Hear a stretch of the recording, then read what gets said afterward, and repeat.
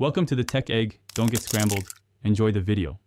You begin by assembling hardware and initiating the build so you can get real depth feedback quickly. Mount the projector and depth camera over the Sandbox bin, aligning the projector's center with the Sandbox center. This reduces keystone corrections later. Once done, boot the PC and install the depth camera drivers, then run the AR software installer or import the Unity project. Make sure the projector resolution and refresh rate are set to match your software preferences before moving on to calibration. Now you focus on calibration and mapping so the projected augmentations sit precisely on the sand. First, capture a flat reference. Use a checkerboard or known markers to compute projector-to-camera homography and save the transform.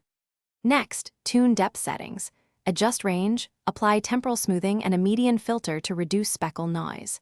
Once the raw depth feed is stable, convert it into a height map and test simple shaders or contour overlays. If alignment drifts, iterate homography adjustments and retest until overlays match physical. Finish by polishing visuals and locking down settings so your sandbox behaves reliably in use.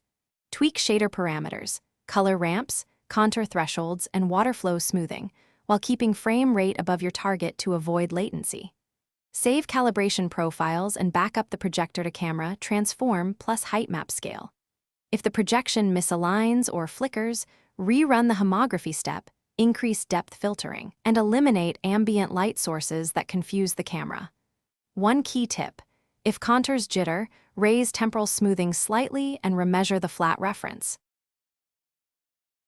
Thanks for watching. Consider subscribing if I helped unscramble your problems.